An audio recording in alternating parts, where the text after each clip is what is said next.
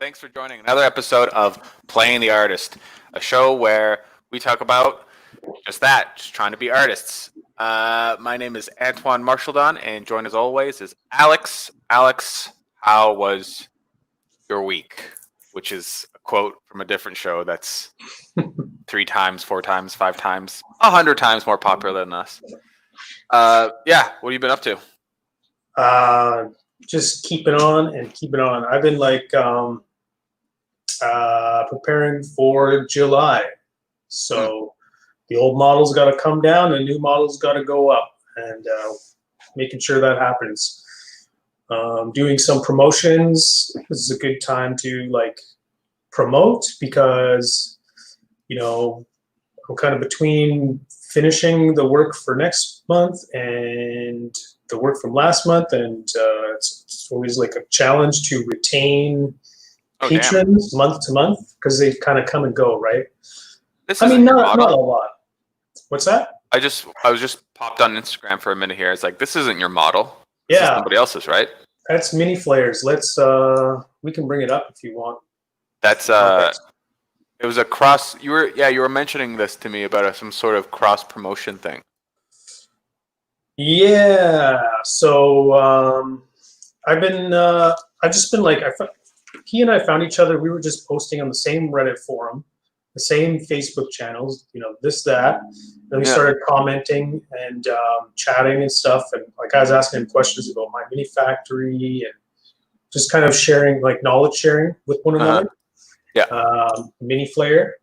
His name's Aiden Kim. And so he's actually, he's having a kid, and he's going to be, I don't know if he's entirely shutting his Patreon down, but it's been vastly downsized and stuff, and he removed a lot of his tiers. So I don't know, I was really happy for him, and he was like, hey, be fun to cross promote because he I don't know, I think if he shuts down his patrons, he just kind of wants to pay it forward and I don't know. I'm not sure I think he just wanted to do something fun and nice. I don't know how much thought was put into it. So anyway, we ended up collaborating. Yeah, that's cool. And so in July, I'm adding one of his sculpts to my release, and he's going to be adding one of mine to his final release, which is July. And then after that, I guess it's shutting down. But I haven't spoke to him about whether he's officially closing down. It sounded pretty official to me, but I think I'm the one that's holding hope. That's now that I've got to know him, it's oh no, don't stop, right? I mean, you just made a friend. Don't stop. Yeah, exactly. So but that's it. So I put together that little render, and then tomorrow I'm going to put that model live in an effort to kind of retain people who would normally drop off. I guess most of you never know. I mean, some people even leave, July 1st. And I think, right now is when people start to go. I might lose 5 to 10 patrons, but some people join too. I mean, so it all balances out. You can't really control it at the end of the day. If they want to be there, they'll be there. If they don't, they don't. But as long as at the end of the month you're always up by 1, you know what I mean? Oh yeah. If you're always in the green, then it's always a good, right? Yeah, for sure. Every patron goes through this. There's a page that shows you the ups and downs, and as it gets to the big higher up cast and plays and Titan Forge and stuff, they're losing 50 patrons a month, but then but they gain might be 80. Yeah, exactly. Yeah, it's probably more than that even. Maybe, yeah. No, even when I did my first Kickstarter, right when it was I think it was the last week, a lot of people started dropping off. Hundreds of dollars just disappearing. Oh, wow. I was like, oh my God. But then what happened was at the last 2 days, then there was a big jump as well. Oh yeah. So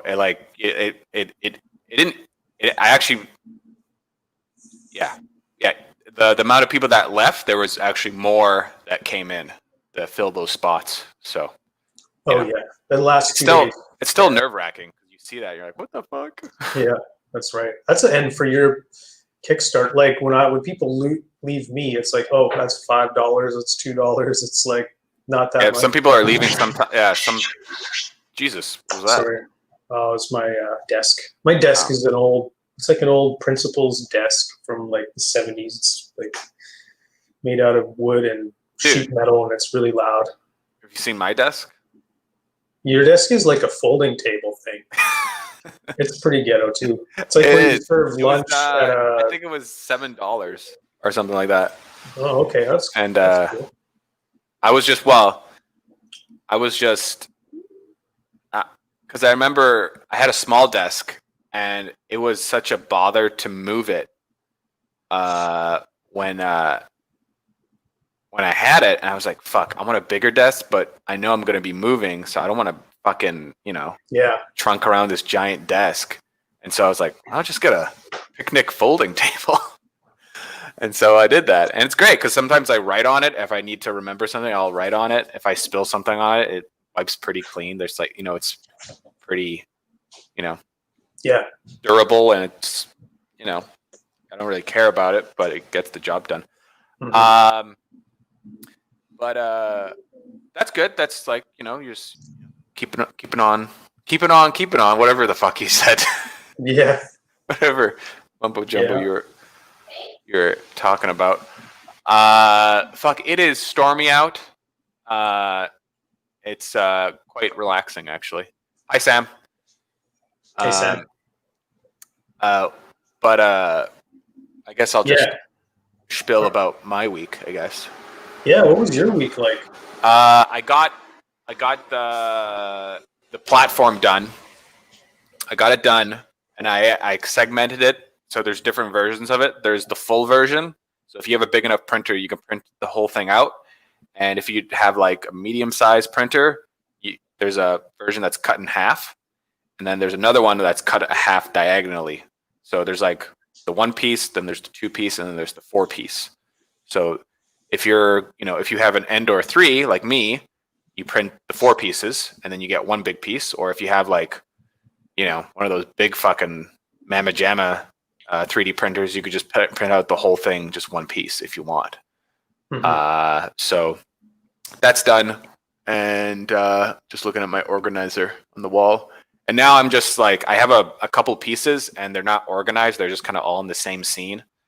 And so I'm going to, after this podcast, I'm going to not necessarily name them correctly, just name them something so I know what they are. Because like, I don't know what to call this platform. It's like not quite a platform and it's not quite anything. It's like some sort of almost like I don't know. We'll see. I'll find a name for it. But I just need to organize it and like put it on my like Google Docs and like have like a save backup and like have it kind of somewhat organized so I don't have it all kind of clustered in one Maya scene or one Zbrush scene. Oh. Yeah. So I'm gonna do that because last time I didn't do that with my last Kickstarter, and then it took like a week of like trying to organize things and like clean up things. And it's like Oh yeah. You know what I mean? I think it's handy to use the reference editor in Maya, which is kind of like an instance of other Maya scenes. So you can have. Okay. It's like I use it for like posing characters. It's what it's designed for is like if you have a rigged character and then you want to load up this animation. Oh, I don't want that. Then I want this animation. So you can kind of pull things in and out of a scene without it like being saved in that scene. Yeah. So you could have like 10 models in their own Maya scenes. That's just in each Maya scene, just one thing. And then you have one kind of like, this is my kit builder scene or whatever, city builder scene. And then you just reference them in. And if you make an update to that file, it updates in that master scene. Yeah. So if you're like, oh, this one's got some fucking bug, you can go fix it, reload it, and then you don't have to like duplicate it again or anything like that. Yeah. Just saved as a copy. So I don't know if that's exactly what you're doing, but that'd be a way to do it. Set up a reference library. Well, I do have like OBJs like that are just like on my desktop that are like reference and scale reference. So like if I'm working in a scene, I'm like, I need this reference, I'll just drag and drop it and throw it in. You know? Yeah. That's what I usually do. Yeah, that's about my part. I just been ZBrushing away like a madman. I've been reading a lot and I've been writing a lot. Just writing down game ideas for the future, listening to GDC talks.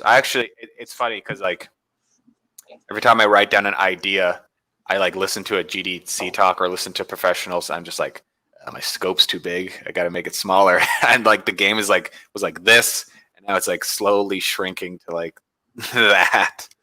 So it's probably good. Oh yeah, it's probably definitely good. As you cut things out, you're forced to ask yourself, well, what's more important in my game, this feature or this feature, and then kind of boil it down to what really is important and unique about it. Not just that, or just like not even tackling that idea because it's just too ambitious. You know. Mm-hmm. Yeah, that's the tough part about game development. Is not easy in any way. And I also just like watched my yearly watch of Indie Game the movie. I watch that at least once or twice a year. Oh yeah, I wonder if I've seen that. I don't know. Oh, you should watch it. You know what? Sam would probably like it too. It's kind of very dramatic, and the characters, like all the developers, are very interesting, and they're, somewhat. I don't know. Somewhat. I don't know why I said somewhat. They're interesting folks, and they have a story to tell, and it's cool, and it's exciting to see them succeed and whatnot. There's two avenues of people that make games. There's the people that are like, I'm going to make this one game, and it's going to be the best game ever, and then it's successful, but it's like the only game they made, and it takes them like 5 years and massive hair loss and gray hair and ulcers and stress, or you make like 10 small games, and then you get the opportunity to make something quite large but competent, but also like just you're more seasoned, right? You know your strengths, your weaknesses, and your things you've ran into problem wise. So I was thinking the exact same thing. Like there's some people that there's this game in their head that they need to get out regardless of how big or small it might be. And then there's other people like, I don't know what kind of game to make. But they just make one after the other, and they're like, it's totally a bit random, right? They're kind of just like, they just want to make games for the sake of making games, and they enjoy that process, but don't necessarily have like a passion project in their head. So I feel like I'm sure they do have a passion project in their head, but they just know that they're not capable. It's that like could be too. It's like someone that's a blacksmith. It's someone like that's a blacksmith, and they're like, I want to make a bronze sword that's like 5 feet long or whatever. It's just like, dude, you don't even know how to make a horseshoe. Like, calm down, right? So it's like you gotta pick your battles very slowly. And like for example, like I could have made my Kickstarter so much smaller, my first one, so much smaller, and I think it could have been just as successful, but it was kind of being too ambitious. And you even said it yourself, make it smaller. When we were having lunch that one time, you're like, just make it smaller. And then I did, and it was still kind of too big. This one is actually going to be significantly smaller, actually. That's good. I think it's like good to start small, because you always get new ideas, especially as you're modeling over the course of months. Like new ideas are just going to come, and it's just gonna, I think, scale up naturally a little bit. Oh yeah. Well, I already like I have an idea of like these 5 pieces I was talking about, because I want to have these like 5 large pieces, and then a whole bunch of stretch goals. And I was like kind of panicking a little bit, where I was like kind of I'm using other people's business models for their stretch goals and like their Kickstarter campaigns, and like I want the Kickstarter to be big and successful, and so all the ones that are kind of big and successful, they have like multiple tier, like not tiers, but multiple stretch goals that I've seen. Like for examples, like the ones that have done pretty well, they have like a lot of stretch goals, and I was like, fuck, I don't know how I'm gonna fill all these stretch goals because I'm only making these 5 pieces, and I got to make these add-ons. But then I was like, kind of just looking at reference.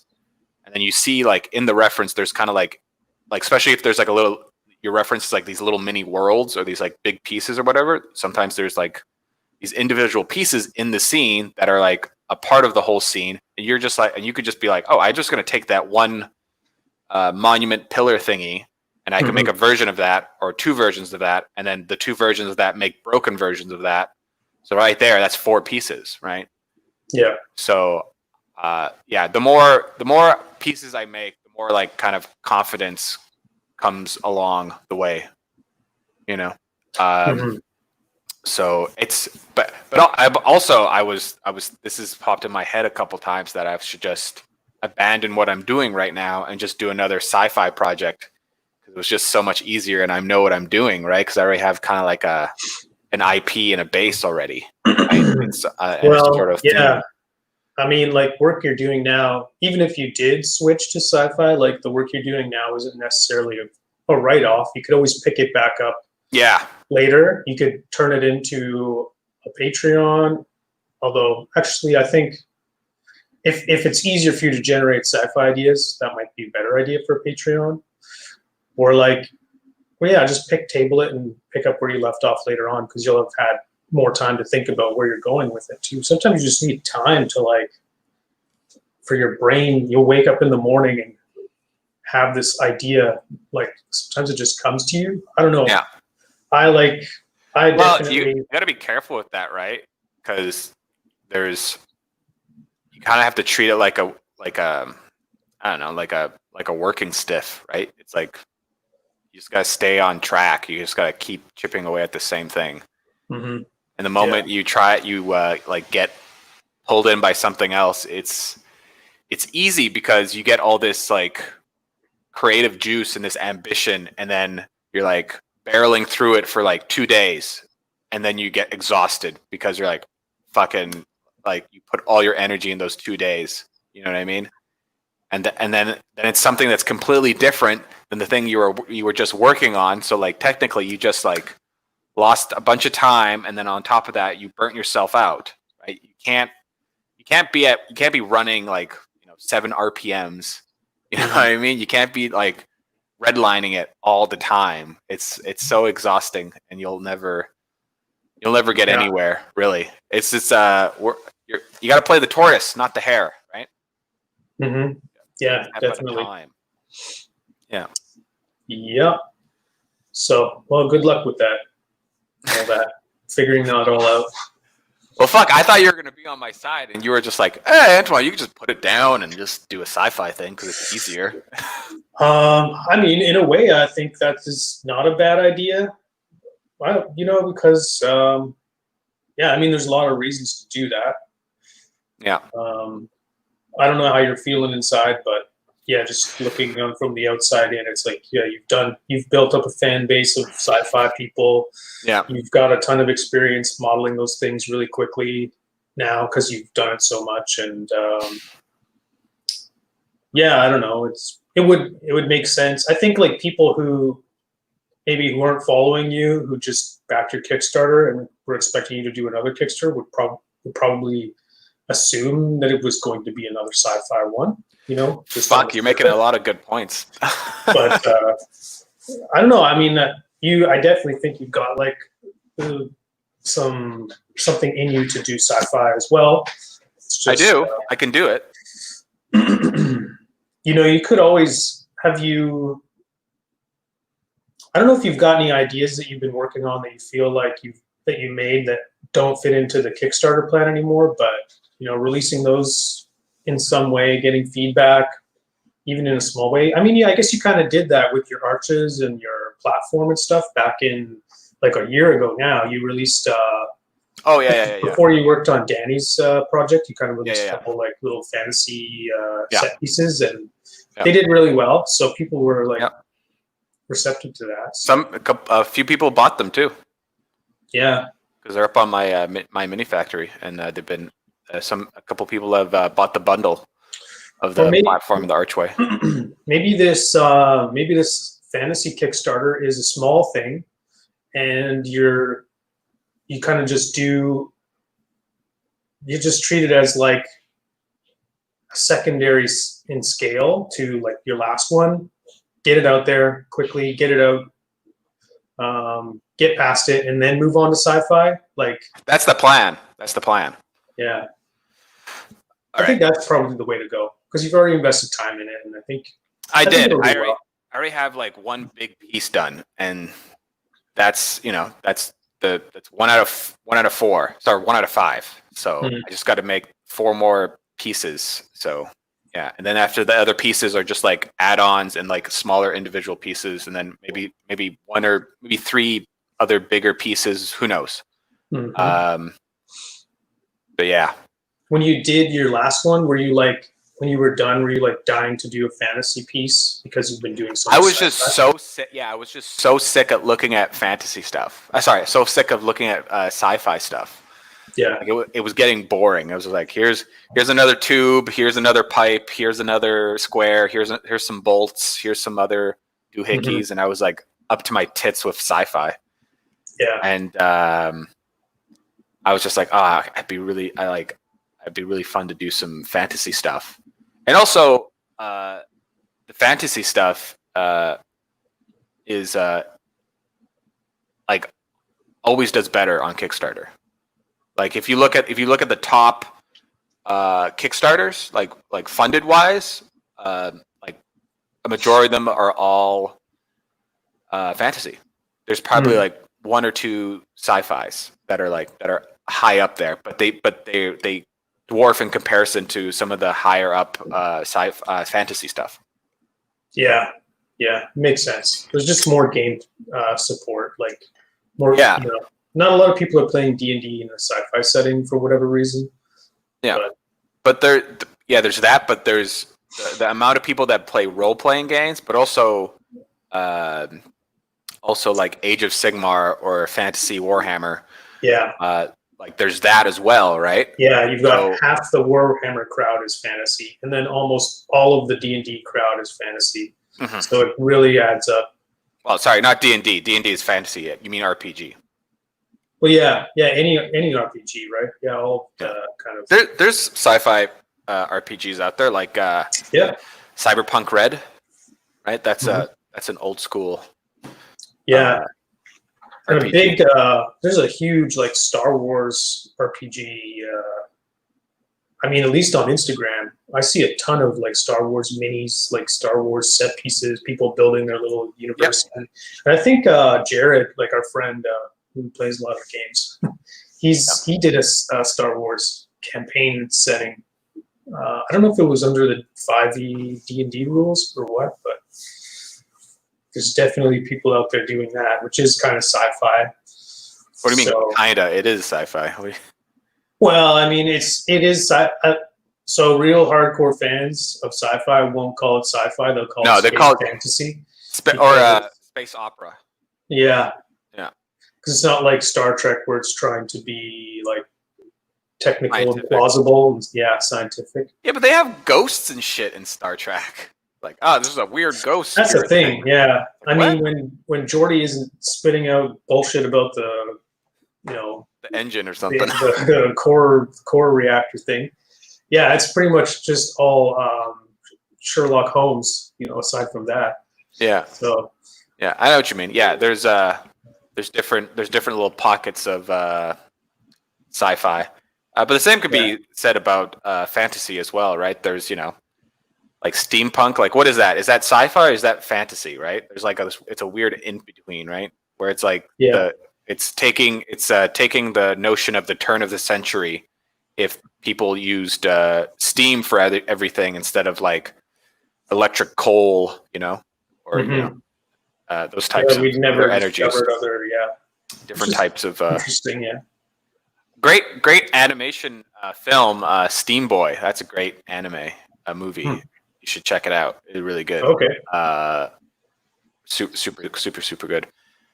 What was I gonna blab about? I'm gonna stick with the fantasy. It will do me good. I've been learning a lot of different like techniques and stuff like that, and like just different ways to tackle fantasy stuff, because it's using more real materials like more stone stuff and less steel stuff, right? So it's a completely different process of how you're modeling and how you're trying to give this thing some feeling and character. Yeah. So, it's just good to have that in my, I guess, my arsenal. It's right? true. Yeah, it would be, might be silly to ignore it. Yeah. No, most definitely, because like, let's say I do get blessed with an incredible idea that's fantasy, right? And I haven't been practicing those skills of, modeling and ZBrushing in a fantasy base or like a medieval base. Then maybe the process will be it'd be a lot more longer, right? Yeah. So I just see it as like a learning process and also more skills and all that stuff. Yeah. Yeah, I hope it works out. It's so scary to pick a niche and stick with it and like really commit to it, because you don't know how much. Fuck, I didn't like, there was the pretty much the whole way going through my last Kickstarter. There was still a piece of me that was like, no one's going to back you, Antoine. Yeah. No one's gonna back this Kickstarter, and you're not gonna make any money. Yeah. And so you just gotta do it, because like it's not saying it might not work out. Saying it might not work out, then it's definitely not going to work out. But if you actually just kind of do it and put it out there, then there's a possibility that it might work out. So. Yeah, well, if you listen to Seth Godin, and he's, when he says to really cater to that 5%, you could argue that like the sci-fi people are that 5% that are passionate about what they're doing, because it's such a small pocket. Yeah, but it's scary to ignore the masses, right? Like the fantasy masses. Even though I don't know how literally you take that advice, right? Like, well, this is the thing, though. I'm just trying to be as unique as possible in the thing I'm in the area I'm trying to go, right? When I was doing the sci-fi, I was like trying to be as unique. I was trying to make stuff like nobody else was making, and like there was like a sense of like, oh, this is something different and unique. And I'm trying to do the same thing with the fantasy base. So I could have done this. I could have done, like, before I was doing these tile things with these like stairs and stuff like that, and I was just gonna make it kind of like whatever gothic, right? Is your woman vacuuming? I think she's drying her hair. Oh, she's drying her hair. Okay. And it didn't feel right, and it felt really boring, and I didn't have any like ambition to make anything. And then once I decided to be like, no, Antoine, make something that's very unique and very kind of like you, and it's very for one type of scenario, and that's a lot more fun, and that's a lot more engaging, because it's just like I said, it's not just a bunch of bricks. It's like I have like skulls and pointy bits, and there's like style to it, and there's design and stuff like that. And I hope people see that and they're like, ooh, that's really different and unique, and I get it, right? That's what I want. I want people to understand that I'm making something very different, and not just a couple walls with a door.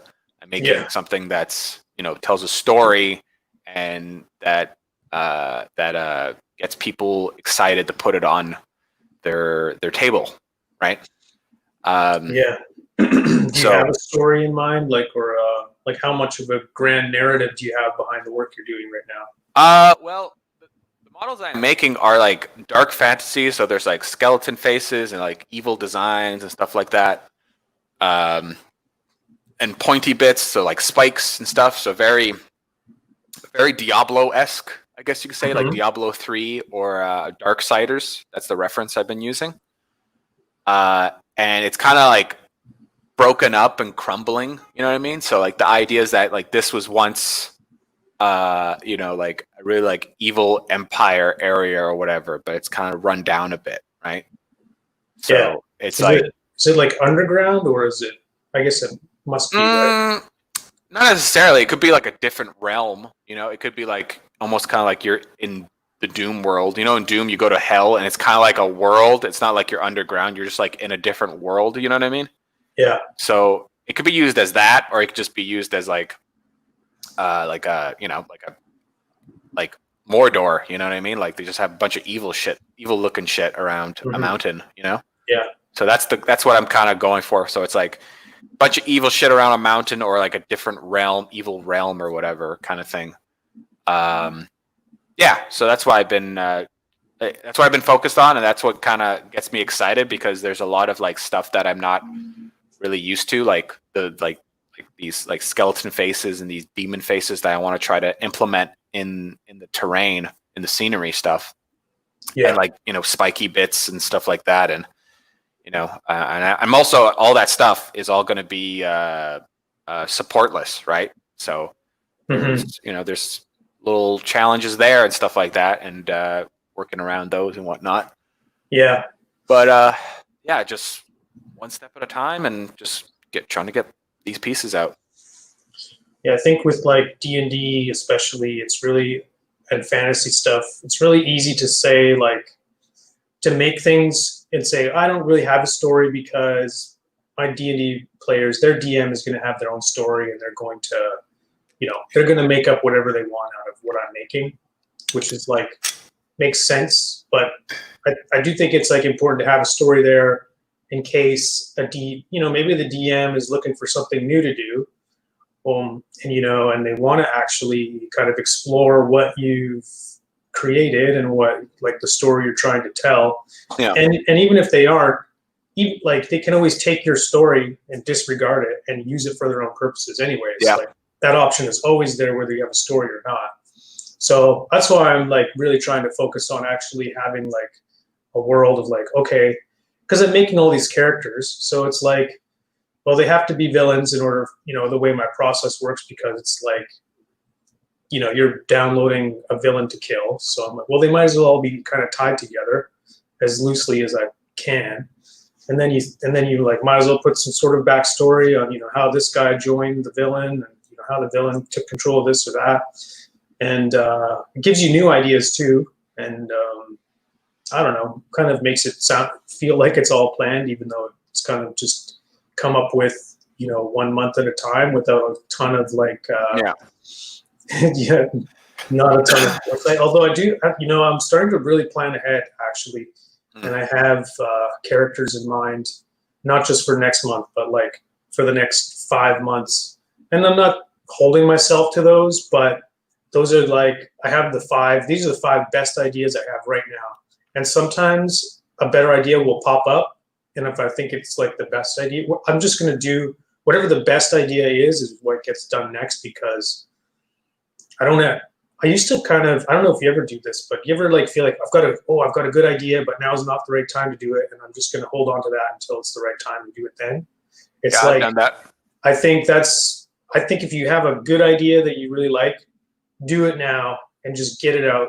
Just get it out there, get it done, because you're probably going to have a good idea later too. It's kind of scary to think, I don't have any more good ideas, but that's like, that's a stupid thing. You get inspired by all kinds of shit, man. Yeah. Like something new, a new movie or game or piece of art will come out, and you'll be like, oh, wow, that's like giving me all these ideas to do this other cool in this other direction, right? Yeah. So that's why it's important to write down your ideas, because sometimes they get in the way of your initial ideas.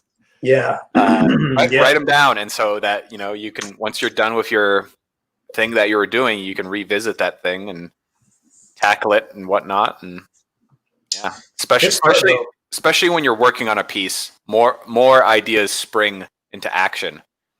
And Stephen Pressfield from the War on Art talks about that as a tricky.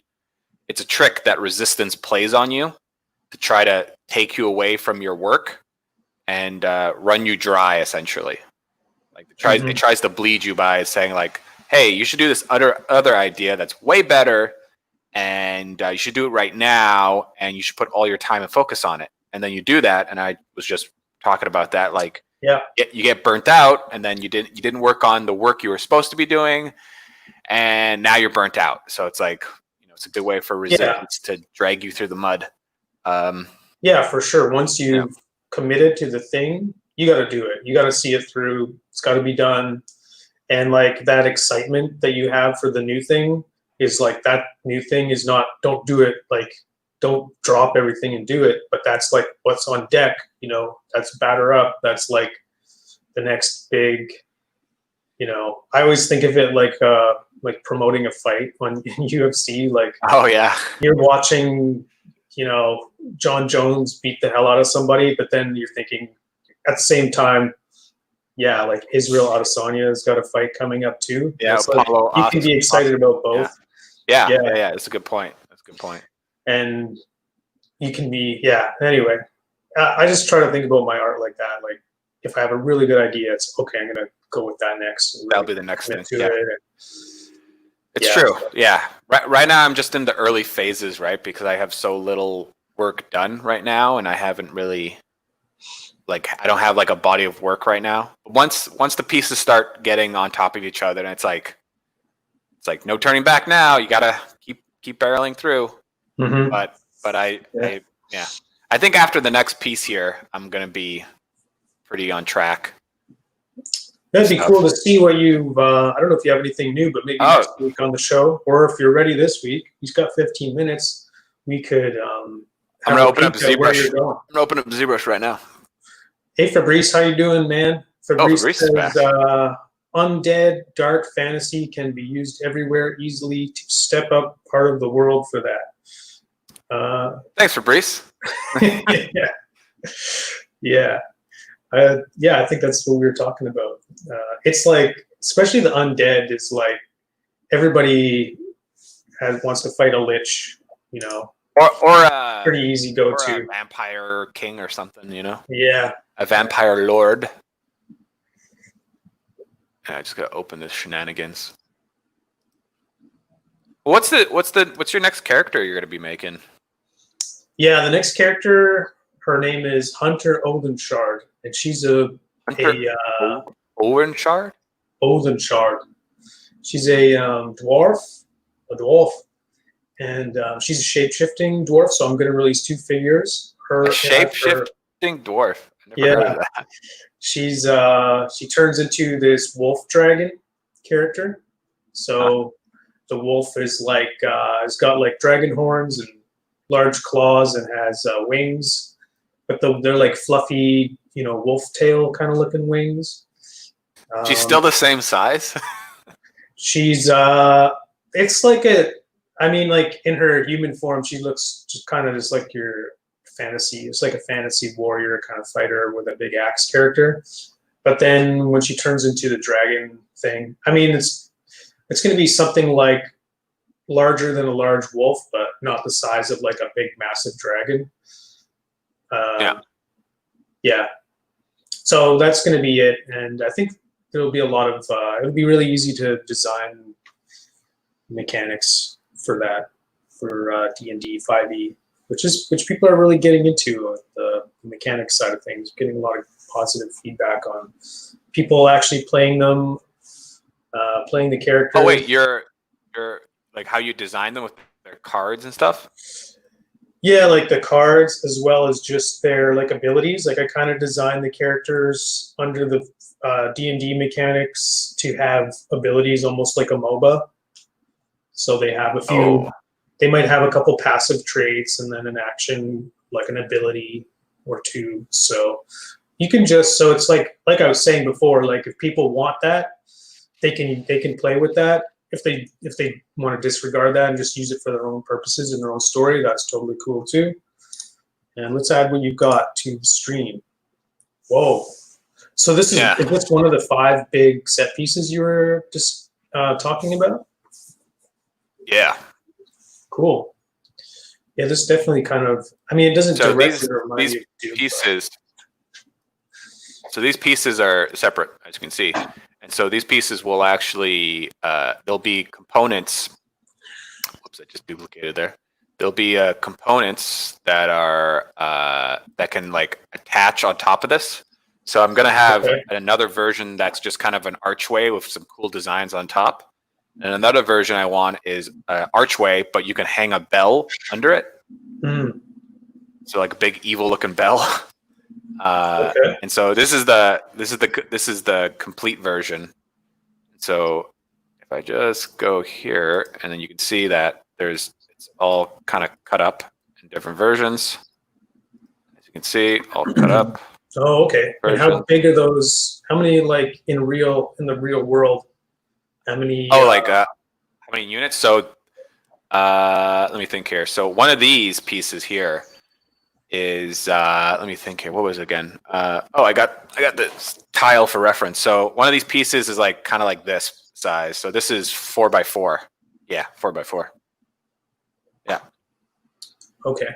So just like imagine like this. Yeah. Well, no, this is just a tile. So this is like roughly the same size as this tile. Like that. Yeah. This one piece you see here on the screen. This is like roughly like one the size of these. Gotcha. So. Okay. Pretty big. Pretty yeah, big. You could print that on anything, basically. Yeah. It's not too big that you couldn't. Exactly. And then, if you have something a little bigger, then you could just print the half piece. Oh, how does the skull work on there? Do you have half a skull? Yeah.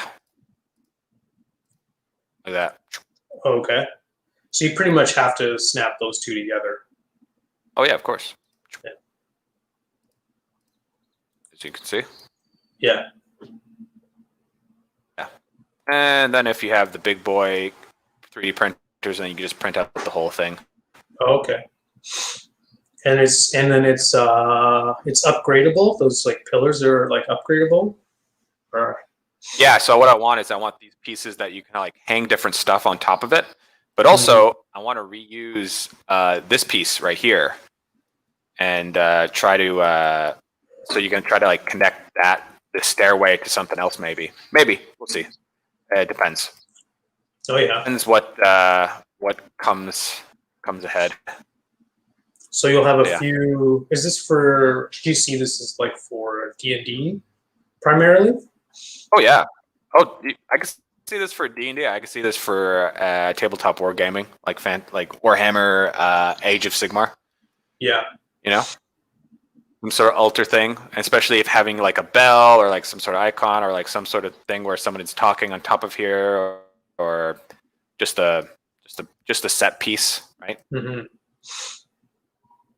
Do you think one person would use like the bell?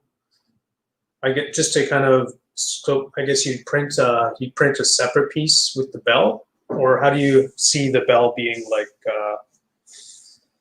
in the progression of like a game or something? I don't know. It's just fucking cool. Just for variety kind of thing. Yeah, it's just cool. I don't know. A big fucking scary looking bell. Yeah, I think it's a cool idea. Yeah. So that's what I've been working on. And what I did for this piece, you'll probably tell, like I made the detail very flat, like on these flat surfaces, because when it 3D prints, especially because this is a big piece, people are going to be using this on an FDM printer. That's what I'm assuming, right? And so the one thing that's not really fun is when you get all these little steps, like on a flat surface, like that it's supposed to be a flat surface, and then you want to put some like detail on it to like make it look old and shitty, right? Mm-hmm. I find that if you do that, I find that the stepping, I don't know, it just doesn't give that much more. It makes it a little too noisy. So like you can tell. Hang on, I stopped sharing here. Yeah, you can tell on this guy, like there's a little bit of like a little bit of too much noise on this for my liking. And of course that could be, yeah, it's probably, it probably looks pretty good actually, just on the Yeah, camera. yeah. You don't really notice but that stuff. Yeah, you don't notice that stuff, but I think it'll look even better. I know it's going to look better because it's going to be smooth, and a lot of like, a lot of that like texture work, can be easily done by painting techniques. Mm-hmm. Yeah. So. Mm-hmm. Yeah. That. Yeah. Cool. Yeah, that's fun. So that's what I've been up to. Yeah, I like that you've added sort of a flat area between the stairs, because like minis and stairs don't really get along. So you need to kind of offer little places for the mini totally. to rest. And like, for example, something to think about maybe with regards to stairs is that like D&D characters typically move like in a turn like 6 spaces, 5 spaces, maybe slow people maybe 4. So if you make it like your stairs less than that, then no one's ever going to be forced to like stand halfway up the stairs like awkwardly, right?